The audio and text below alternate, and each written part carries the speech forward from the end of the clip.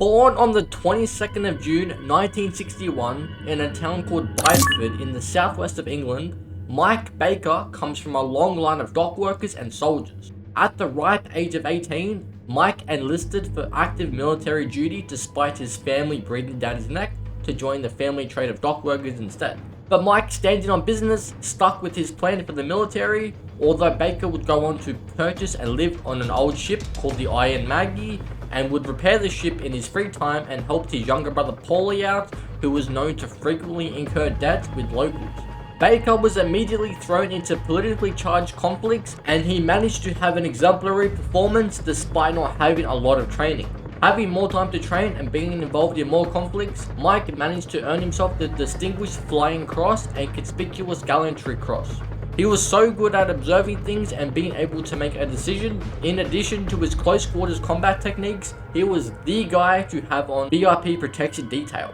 Bro playing protect the president out here. Mike's training involves 3 different parts of the British Army. The Parachute Regiment, which is basically the Air Force, SAS Bravo 20, which is the call sign of an 8-man SAS patrol that was deployed into Iraq in January of 1991 during the First Gulf War, and SAS Warrant Officer Class 1, which is a rank within the army that's just above Lance Corporal, which is one of the bottom ranks.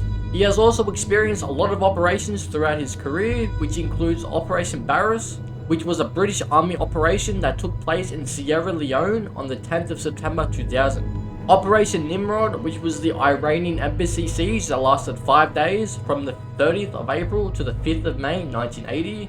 Operation Elemi, which was an operation out in Libya to do with a no-fly zone being proposed to prevent air attacks on civilians. It lasted from the 19th of March to the 31st of October 2011. And Operation Telic, which was the British's involvement in the Iraq War that went from the 19th of March 2003 to the 22nd of May 2011. Mike Baker and James Porter, aka Smoke, joined forces with Special Duties Unit member Legion on his first operation, Operation Green Viper. After completing their first mission, the boys helped the Legion celebrate the success of his first mission with an extra day in Macau, filing it as an off-duty bonus. Being a veteran of 3 wars, Baker was the oldest SAS operative on active duty until he was recruited by Rainbow in 2015. With extensive field experience and proficiency in SAS tactics, Baker was a critical asset to any Rainbow operation. He has honed his expertise with protective measures and electronic countermeasures and frequently worked with engineers to advance the equipment. As a Warrant Officer Class 1, Baker served as a respected and effective mentor to new recruits. During a training exercise in 2018, Lion made a comment towards Baker which made him respond with his fist to his face and almost ended up in a fight breaking out. Once the 6th Invitational concluded in 2022, Nighthaven cut ties with Team Rainbow and poached several operatives including Smoke. Baker was deeply affected by this as he felt betrayed by his former teammate and friend. And to make things worse, after discovering that Nighthaven were involved in criminal activity across the world, Thatcher was later placed on a team led by Hibana following Harry Pandy's reorganization of Team Rainbow. A few months later, Baker found out that Jackal had been asked to meet Hibana in Japan to investigate the assassination of Masayuki Yahata and that Nighthaven had been involved. Still feeling the effects of Smoke's betrayal, Baker tagged along with Jackal. In Japan, Baker and Jackal met with Hibana and Azami at the site of Yahata's death. Jackal found 2 sets of footprints leaving the area and noticed one of the assailants was badly injured. All of them then followed the footprints to a nearby abandoned factory. After entering the building and cornering one of the assailants, Azami stood and locked eyes with him as the other 3 operatives remained behind cover. Hibana called for the assailant to drop his weapon but was ignored. Thatcher then threw an EMP grenade to disorient and detain the man. Azami then interrogates the assailant for info and he says they received an encrypted message about assassinating Yahata but thought it was a joke until they received a shipment of guns, money and intel from Nighthaven. Jackal then found the crate and the other injured assailant beside it. He goes on to tell Jackal that they received another message to stay put inside the factory once they return. Then shortly after, a chopper arrives and opens fire on the building, killing the first assailant. Azami threw several Kiba barriers, allowing Jackal to pick up the injured assailant and allow all of them to run to safety. Azami would be later recruited to Team Rainbow following this incident. Baker also made an appearance in Ghost Recon Breakpoint as part of the Operation Amber Sky event.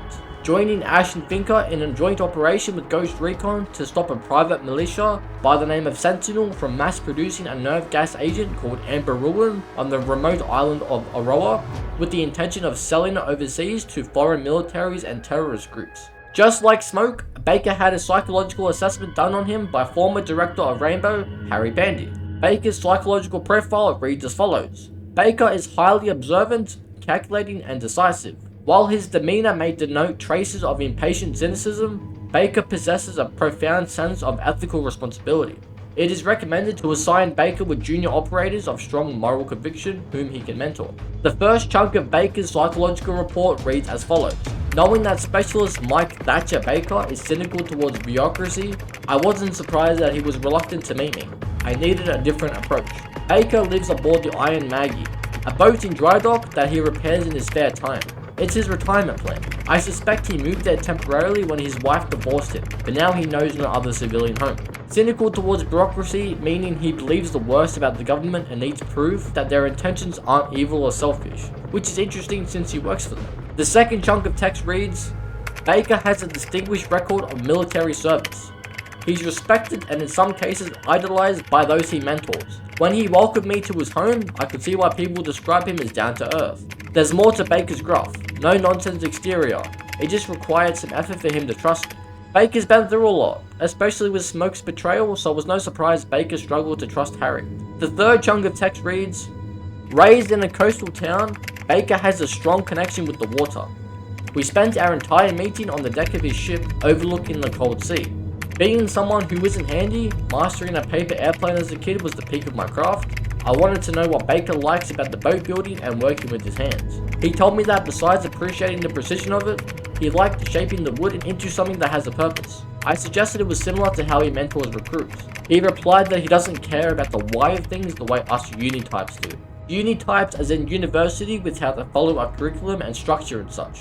The fourth chunk of text reads, Specialist Seamus Sledge Cowden is one of his few close friends. Thatcher's tolerance of Specialist Mark Mute Chandar surprised me, since Thatcher is impatient with useful bluster.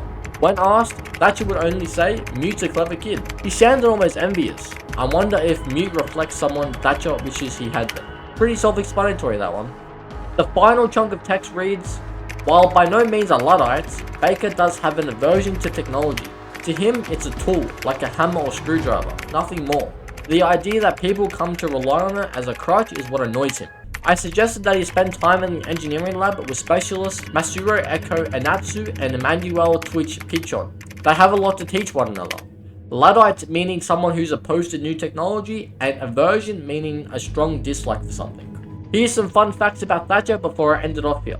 Thatcher's EMP grenades have the Union flag painted on top of them, the flag of the UK.